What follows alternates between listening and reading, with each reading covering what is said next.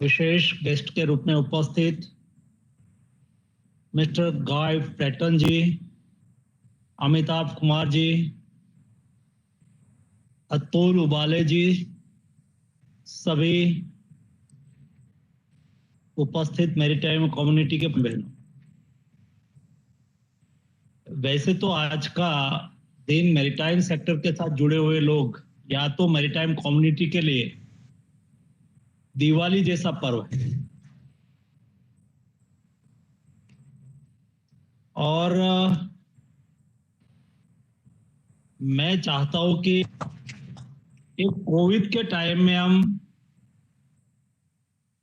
Virtually celebrate कर रहे हैं, लेकिन जब हम 59th मैरीटाइम डे सेलिब्रेट करें तब हम फिजिकली उसको सेलिब्रेट करें और उसमें हजारों की संख्या में मैरीटाइम कम्युनिटी जुड़े, ऐसी मैं अपेक्षा करता।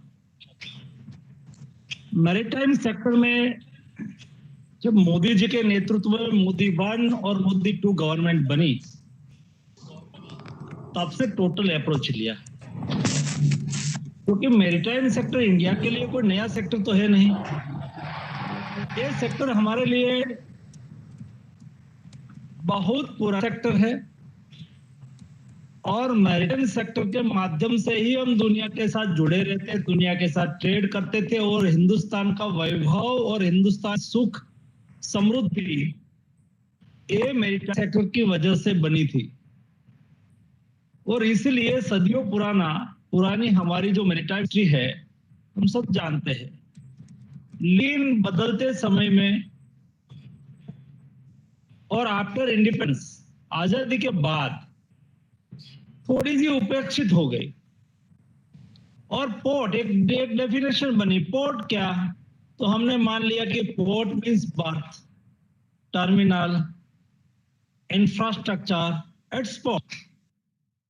लेकिन पोर्ट तब बनता है जब पोर्ट के साथ रेल कनेक्टिविटी जुड़ती है, कनेक्टिविटी जुड़ती है, के साथ इंडस्ट्रियलाइजेशन होता है, उसके आधार पर लॉजिक कॉस्ट कम होती है, प्रोडक्ट महंगा ही होता है, रॉ मटेरियल पूरी आ जाए और तैयार होके भी कार्गो वहां से ही दुनिया में एड हो जाए, तो जाके एक ऐसी सिस्टम क्रिएट हो जिस इकोसिस्टम के माध्यम से हमारा ट्रेड भी बढ़े, एम्प्लॉयमेंटेशन भी बढ़े, हमारी जीडीपी भी बढ़े। उसको एक कॉम्प्रिहेंसिव टोटल सोच के साथ हमने काम करना शुरू किया और उसका कई आउटपुट भी शुरू हुआ। मुझे पता है, मैं इस गवर्नमेंट में जब काम कर रहा था तब एआरईटी बिल लेके मैं पार्लियामेंट में गया था। तो जो एआरईटी बिल 300 साल पुराना है, एडमायरिटी जो रूल्स रेगुलेट था वही चलता था। सिर्फ रिसाइकलिंग में हम कन्वेंशन को रेटिफाई करना था, कोई करते ही नहीं। ये उसको डेवलपमेंट का एक पार्ट को मानते थे। जैसा है सेक्टर, हम देश के साथ डेवलपमेंट के कभी हेल्थ सेक्टर को जोड़ा ही नहीं था। देश के नागरिक की हेल्थ अच्छी नहीं होती तो देश की हेल्थ अच्छी नहीं होती, और देश की हेल्थ अच्छी नहीं होती तो देश समृद्ध कभी नहीं हो सकता, देश डेवलप कभी नहीं हो सकता। वैसे ही मैरीटाइम सेक्टर में कॉम्प्रिहेंसिव सोच की बहुत कमी रही सालों तक।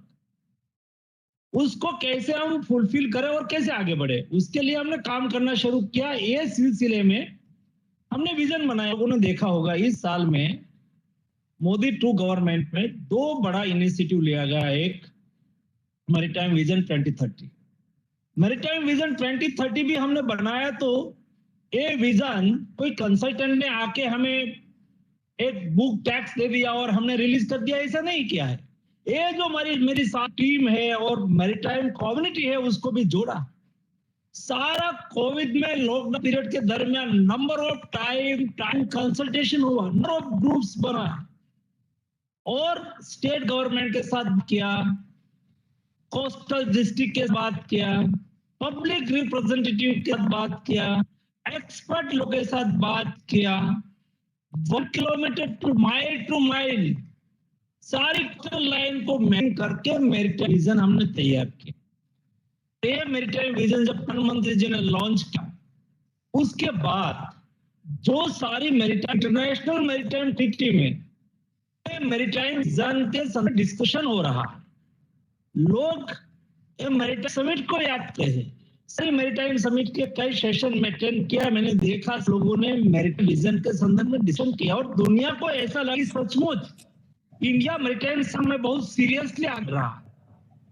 जब पहली बार आदि के बाद हुआ है, दुनिया ने अप्रेस किया और दुनिया को लगा जिस तरह से सभी शहर दुनिया के लोग जुड़ रहे थे, 5 कंट्री से ज्यादा कंट्री के लोग उसमें जुड़े और उसका ये निकलता था।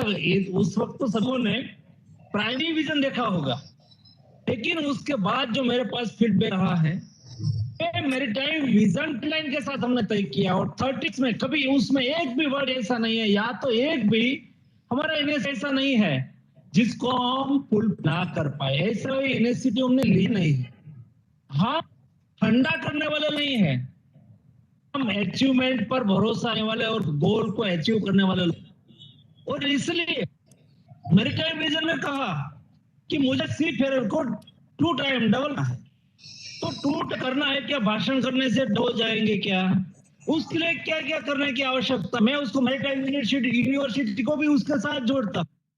तो जो मैरीटाइम इंस्टीट्यूट है, मैरीटाइम यूनिवर्सिटी जुड़े, मैरीटाइम कम्युनिटी जुड़े, ट्रेनिंग की क्वालिटी जुड़े, कभी आपको लगता होगा हम कभी बार्गेनिंग नहीं किया और कॉम्प्रोमाइज नहीं किया। कई लोगों ने कई मैरीटाइम इंस्टीट्यूट, आप में से भी कई लोग आके मुझे मिले, साहब मैरीटाइम इंस्टीट्यूट का आपने लाइसेंस रद्द कर दिया, मेरी मैरीटाइम इंस्टीट्यूट का रजिस्ट्रेशन खत्म कर दिया। कई सेनेट के सामने आप लोगों ने, जिन्होंने गलत सर्टिफिकेट लिया उसके सामने एक्शन लिया, जी लिया।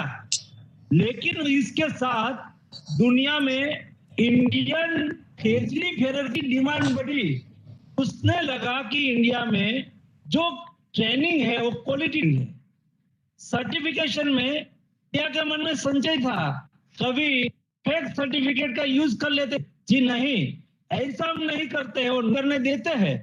क्वालिटी पर भार दिया, क्वालिटी ट्रेनिंग दिया और जहां आवश्यकता लगी वहां हमने कड़ाई से काम भी किया। उसकी इफेक्ट दुनिया ही है।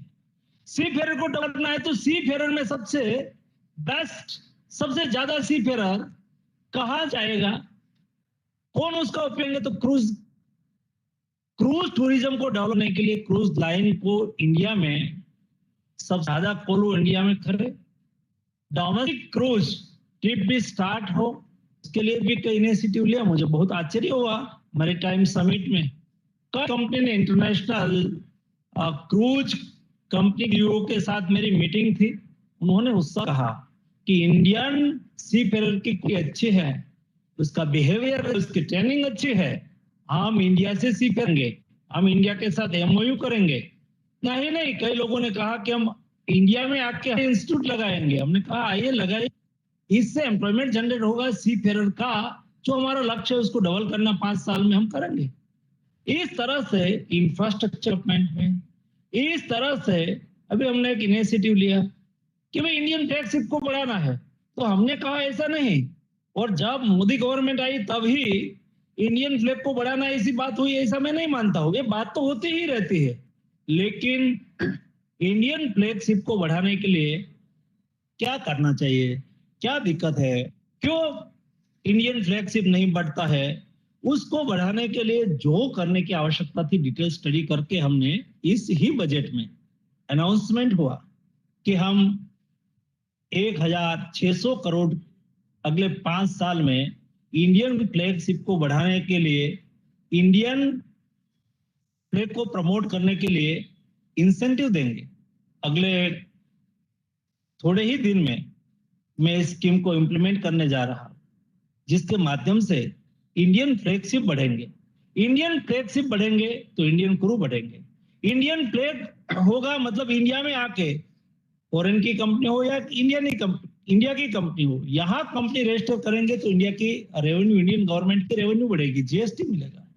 कॉम्प्रिहेंसिव थॉट से एक्शन लेना हमने शुरू किया है, उसका बहुत अच्छा इम्पैक्ट या तो बहुत अच्छा रिजल्ट आना स्टार्ट हुआ है।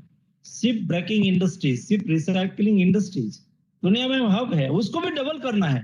तो डबल करने के लिए क्या करना चाहिए? शिप रिसाइकलिंग बिल हमने पास किया, हांगकांग कन्वेंशन को रेटिफाई किया और आज वहां 90 प्लॉट हांगकांग कन्वेंशन के अनुरूप वहाँ हैजार्डस वेस्ट रिमूवल सिस्टम ऐसी है, से के संदर्भ में, सिक्योरिटी के संदर्भ में बहुत अच्छे तरह से वहां रिसाइकलर ने अपना प्लॉट को डेवलप कर दिया।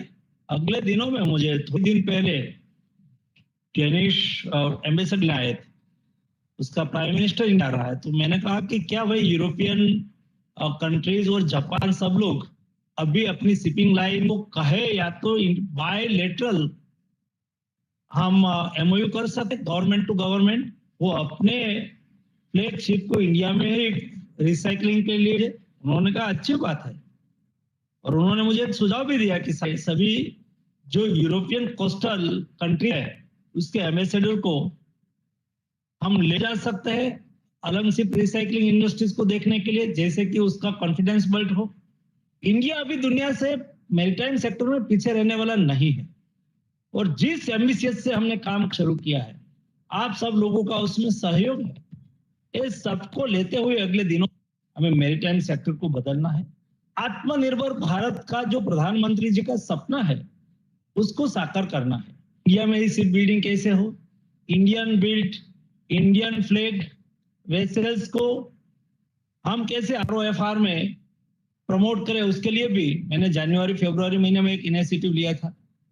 कोविड के दरमियान हमने इन्हें लेके पर्टिकुलर हम सब लोग बैठते थे, और साइन ऑफ की सबसे ज्यादा फैसिलिटी इंडिया में क्रिएट हुई।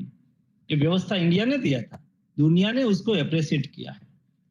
दोस्तों, मोदी जी के नेतृत्व में देश बदल भी रहा है, देश आगे बढ़ रहा है, और नया भारत का निर्माण करने, नया भारत मैरीटाइम सेक्टर में एक बार जब मध्यकालीन युग में हम लीड करते थे, प्राचीन समय में हम मैरीटाइम सेक्टर के माध्यम से दुनिया को लीड करते थे, वैसे ही भविष्य में इंडिया मैरीटाइम सेक्टर से के माध्यम से दुनिया को लीड करे। इस दिशा में हमें सब लोगों को आगे बढ़ना है। आज मैरीटाइम डे के अवसर पर सभी मेरे कम्युनिटी को मेरी ओर से हार्दिक शुभकामनाएं। धन्यवाद।